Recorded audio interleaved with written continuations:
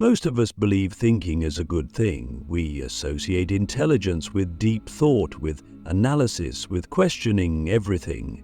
But what if thinking too much is the very thing stopping us from living? And on the other side, what if thinking too little is keeping us trapped in the same cycles, making the same mistakes, never truly understanding ourselves or the world? There's a delicate balance between thought and action, between reflection and experience, between questioning life and actually living it. And the truth is, most people are on one extreme or the other, either paralyzed by their own thoughts or completely blind to the consequences of their actions. So, how do we know where we stand? How do we recognize whether we are thinking too much or too little? The first sign you are thinking too much is that you struggle to make decisions. Every choice feels like a trap, like an opportunity to fail, like something that could go wrong in ways you haven't even considered yet. So you delay, you analyze, you replay scenarios in your mind over and over, convinced that if you just think hard enough, you'll find the perfect answer. Life does not wait for you to figure everything out. While you are lost in thought, opportunities pass, relationships fade, time moves forward without you. The problem is that thinking gives the illusion of control. Click subscribe to this channel to get more topics you love. You believe that if you analyze enough, you can predict every outcome, avoid every mistake, prevent every regret. But control is an illusion. No amount of thinking can remove uncertainty from life, and the longer you wait for certainty, the more you miss out on actually living. On the other hand, the first sign you are thinking too little is that you keep repeating the same mistakes. You find yourself in the same toxic relationships, the same bad habits, the same destructive patterns, and yet you never stop to ask why. You move from one thing to the next, reacting instead of reflecting, assuming that life is just happening to you rather than realizing you are the common denominator in all your problems. Thinking too little is dangerous because it keeps you blind to yourself. It makes you believe that your struggles are the fault of bad luck, of other people, of external circumstances. But if the same problems keep showing up in your life, the problem is not the world, it is you. And until you stop, reflect, and actually think about why you do what you do, nothing will change. The second sign you are thinking too much is that you struggle to enjoy the present moment. Even when you are surrounded by beauty, by love, by everything you once wished for, your mind is somewhere else. You are analyzing, predicting, planning, remembering. You are everywhere except where you actually are. And what is the point of life if you are never truly present for it? Thinking too much makes you a prisoner of your own mind. You exist in a world of hypotheticals, of what-ifs, of endless possibilities that never actually happen. Meanwhile, life is passing by. The people you love are changing, growing, moving forward, and you are stuck in thought, watching instead of participating. The second sign you are thinking too little is that you never question anything. You accept everything at face value. You follow rules without asking who made them. You believe what you are told without wondering if it is true. You move through life on autopilot, never stopping to consider whether the path you are on is actually right for you. Thinking too little makes you easy to manipulate. It makes you a follower instead of a thinker, someone who does what they are told rather than what they believe. It makes you live a life that is not truly yours, a life dictated by expectations, by traditions, by the opinions of others. And one day you wake up and realize you have built a life that does not fulfill you, not because you chose it, but because you never stop to question it. The third sign you are thinking too much is that you are afraid to take risks. Every decision feels like a potential disaster. You hesitate, overanalyze, convince yourself that you are not ready, and so you stay where you are, safe, comfortable, unchallenged. But growth does not happen in comfort. Fulfillment does not come from avoiding failure. The people who achieve the most in life are not the ones who think the most. They are the ones who act, the ones who take the risk, make the mistake, learn from it, and keep going. Thinking too much makes you believe that failure is something to be avoided when, in reality, failure is the only way to succeed.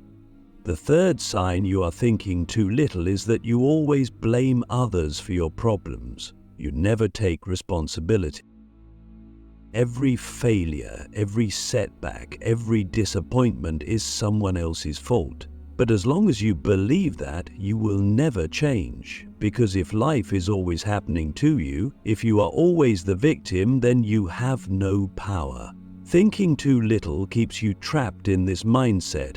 It stops you from growing, from taking control of your own destiny, from realizing that while you cannot always control what happens to you, you can always control how you respond. The fourth sign you are thinking too much is that you struggle with self-doubt. You question yourself constantly. You replay past mistakes, criticize every decision, convince yourself that you are not good enough, not smart enough, not capable enough. And so you hesitate, you shrink, you let opportunities pass because you have convinced yourself that you are not ready.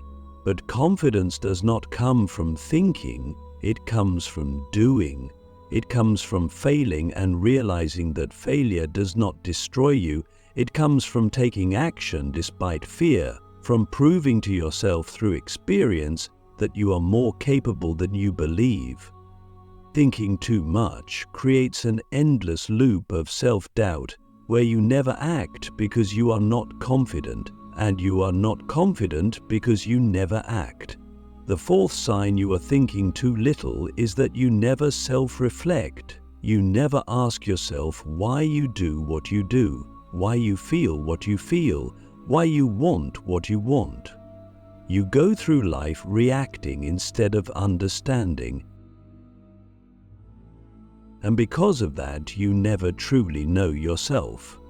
Thinking too little makes you a stranger to yourself. It keeps you disconnected from your own emotions, your own desires, your own potential. And when you do not know yourself, you cannot build a life that truly fulfills you. The fifth sign you are thinking too much is that you struggle with perfectionism. Nothing is ever good enough. You are never satisfied. You hold yourself to impossible standards, and because of that, you never finish anything, never feel proud of anything, never allow yourself to be happy with what you have accomplished. But perfection is an illusion. There is no perfect moment, no perfect decision, no perfect outcome, and the more you chase it, the more you miss out on the beauty of imperfection, the beauty of progress, of growth, of trying and failing and trying again. The fifth sign you are thinking too little is that you settle for mediocrity. You do not push yourself. You do not challenge yourself. You do not demand more from life. You accept things as they are, even when they are not enough. Thinking too little keeps you stuck in a life that is smaller than what you are capable of. It makes you comfortable with being average, with doing just enough to get by, with never truly pushing yourself to see what you are capable of. But life is too short for mediocrity. It is too short to live on autopilot, never questioning, never growing. never striving for something greater. The art of thinking clearly, how to use your mind without letting it use you. Thinking can be a tool or a trap. It can guide you toward clarity or drown you in confusion. It can help you solve problems or create problems that were never there. The difference is not in the amount of thinking, but in the quality of it. There is a way to think that leads to action, to understanding, to wisdom. And there is a way to think that leads to paralysis, to indecision, to endless loops of doubt and regret. The key is not to think more or less, but to think better. Most people do not control their thoughts. Their thoughts control them. They believe every thought that enters their mind, react to every fear, follow every mental impulse without questioning whether it is useful or even true. But thoughts are not always reality. They are interpretations, guesses, predictions, often shaped by fear, by past experiences, by unconscious biases. Just because you think something does not make it true, and just because a thought feels real does not mean it is useful. The first step to thinking clearly is to stop identifying with every thought. You are not your thoughts. You are the observer of them. You are the one who decides which thoughts to engage with and which to let go. Most people never realize this. They assume that if they think something, it must mean something. But the mind generates thousands of thoughts every day. Not all of them deserve your attention. Some are useful, some are noise, some are outright lies. The ability to think clearly starts with the ability to separate the useful from the useless. And the easiest way to do this is to ask, does this thought lead to action?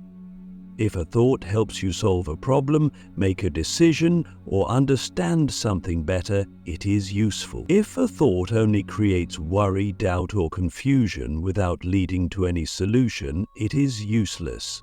Let it go.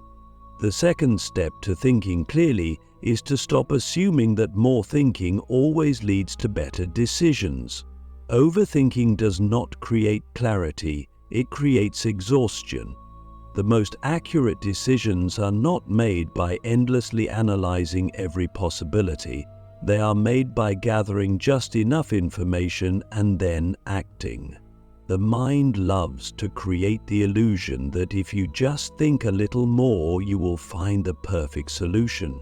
But perfection does not exist, and the pursuit of it only leads to delay, to hesitation, to missed opportunities.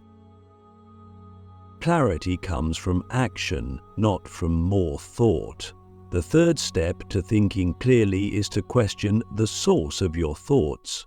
Where did this belief come from? Who told me this was true? Is this my own thought?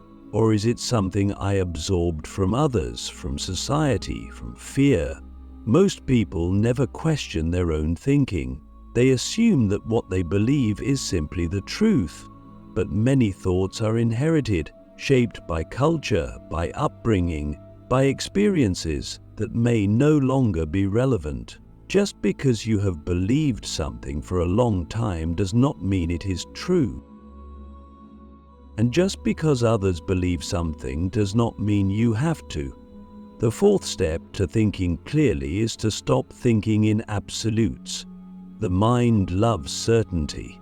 It wants things to be black or white, right or wrong, good or bad. But life is rarely that simple. Most truths exist in shades of gray. Most decisions do not have a single correct answer. The ability to hold multiple perspectives at once, to see complexity without feeling overwhelmed by it, is what separates clear thinkers from those trapped in rigid, limited ways of thinking. The fifth step to thinking clearly is to balance thinking with experience. You cannot think your way into understanding everything. Some truths can only be learned through action, through failure, through direct experience. The mind likes to believe that it can figure everything out from a distance, that thinking enough will remove all uncertainty. But some things cannot be understood until you actually live them. You cannot think your way into knowing what love feels like. You cannot think your way into knowing how strong you are until you are tested. You cannot think your way into wisdom without living through difficulty, through mistakes, through the things that force you to grow. The greatest thinkers in history were not just intellectuals, they were people who lived, who experienced, who combined thought with action, who understood that wisdom is not just about logic but about life itself. The sixth step to thinking clearly is to stop trying to control everything. Overthinking is often just disguised fear. It is the mind's attempt to eliminate uncertainty, to predict every outcome, to avoid pain. But life is uncertain. No amount of thinking will change that, and the more you try to control everything through thought, the more you disconnect from reality. The goal is not to eliminate uncertainty, it is to develop the ability to move forward despite it. The seventh step to thinking clearly is to simplify. Complexity is not intelligence, clarity is. The ability to take something complicated and break it down into simple, actionable steps is what truly intelligent people do. Overthinkers get lost in endless details. Clear thinkers focus on what actually matters. The eighth step to thinking clearly is to create space from thought. The mind is not meant to be running at full speed all the time. Just as the body needs rest, the mind needs silence. Some of the clearest insights come not from thinking harder, but from stepping away, from allowing the mind to reset, from giving space for intuition, for deeper understanding to arise on its own. The ninth step to thinking clearly is to trust yourself. Overthinking is often rooted in self-doubt, in the belief that you cannot trust your own judgment, that you must analyze everything 1,000 times before acting. But confidence does not come from more thought. It comes from practice, from learning that even when you make mistakes, you can handle them. The 10th step to thinking clearly is to stop waiting for the perfect moment. The mind loves to tell you that you are not ready, that you need more time, more information, more certainty before you act. But waiting for the perfect moment is just another form of fear. Life does not wait, and the people who accomplish the most are not the ones who wait for clarity, but the ones who create it through action. Thinking is a tool. Use it wisely. Do not let it use you. Know when to think and when to act. Know when to analyze and when to trust. Know when to question and when to move forward despite uncertainty. The difference between those who succeed and those who stay stuck is not intelligence. It is not who thinks the most, it is who thinks clearly and then takes action. How to break free from overthinking and start living fully. A step-by-step guide. Overthinking is not intelligence. It is not wisdom. It is not careful planning or deep insight.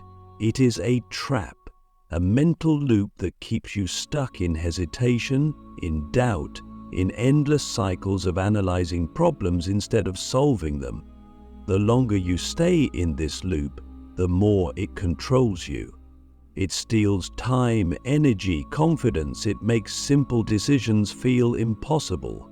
It creates problems that do not exist. It convinces you that thinking more will lead to clarity when in reality it only leads to exhaustion. The truth is, thinking alone never solves anything. Thinking must lead to action or it is just noise. The first step to breaking free from overthinking is to recognize when it is happening. Most people are not even aware of how much time they lose in their own minds. They confuse thinking with doing, analysis with progress, but real progress happens in the real world, not in the mind. The moment you catch yourself stuck in thought, ask, is this helping me take action, or is it keeping me stuck? If it is not leading to a real step forward, it is overthinking, and it needs to stop. The second step is to set a time limit on decisions. Overthinkers wait for the perfect answer, but there is no perfect answer. There is only action and adjustment. Give yourself a deadline. If a decision can be made in 5 minutes, do not spend an hour on it. If it can be made in a day, do not spend a week. The faster you decide, the faster you learn, the faster you move forward. The third step is to take action before you feel ready. Overthinkers wait for confidence before acting, but confidence does not come from thought, it comes from action. The more you wait, the more fear grows. The only way to break the cycle is to act first and let confidence follow. The fourth step is to stop seeking certainty. Overthinking is often just fear disguised as logic. It is the mind's way of trying to eliminate risk, to predict every possible outcome, to avoid mistakes. But life is uncertain. No amount of thinking will change that. The goal is not to remove uncertainty, but to move forward despite it. The fifth step is to trust your instincts. Overthinkers doubt themselves, question every decision, replay every mistake. But deep down you already know what to do. The problem is not that you do not have the answers, it is that you do not trust yourself enough to act on them. The sixth step is to focus on what you can control. Overthinking often revolves around things that are outside your power, the opinions of others, the outcome of a decision, the future that has not yet happened. Let it go. Focus only on what you can do right now. The seventh step is to simplify. Overthinkers complicate everything, turning small choices into life or death dilemmas. But most decisions are not as important as they seem.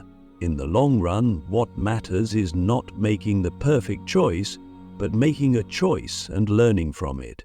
The eighth step is to create rules for yourself.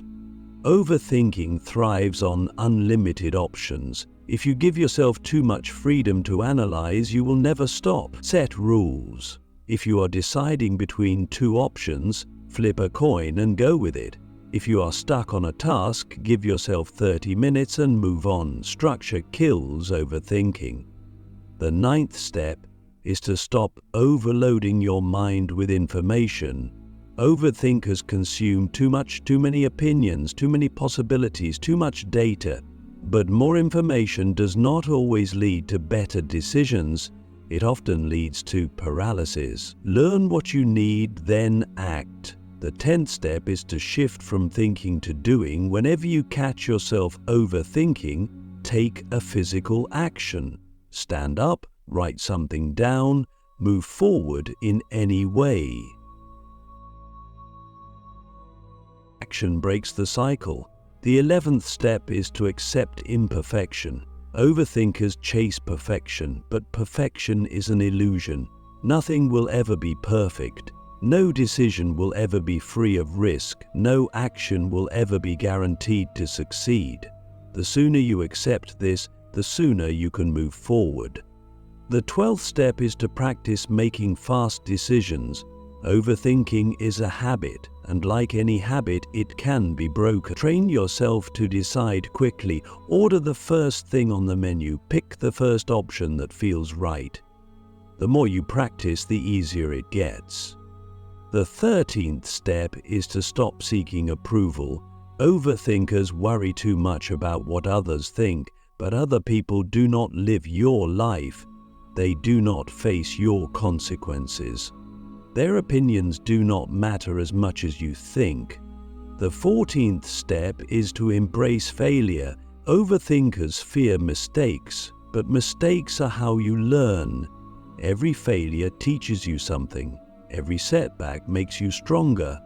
The people who succeed are not the ones who never fail. They are the ones who fail, learn, and keep going. The 15th step is to let go of the past. Overthinkers replay old mistakes, but the past is over. It cannot be changed. The only thing you can control is what you do now. The 16th step is to practice mindfulness. Overthinking is living in the future or the past. Mindfulness is living in the present. Focus on what is happening now, not what might happen later. The 17th step is to take action daily. The more you act, the less you think. Train yourself to move, to decide, to take risks. Overthinking dies when action becomes a habit. The 18th step is to realize that no decision is final. Overthinkers fear making the wrong choice, but most choices can be changed. If something does not work, adjust. Keep moving. The 19th step is to remind yourself that life is short. Time spent overthinking is time wasted. Every moment you spend trapped in thought is a moment you could have spent creating, exploring, living. The 20th step is to choose action over thought. Always. Overthinking will never give you the life you want. Only action will. Choose action. Choose movement. Choose to live.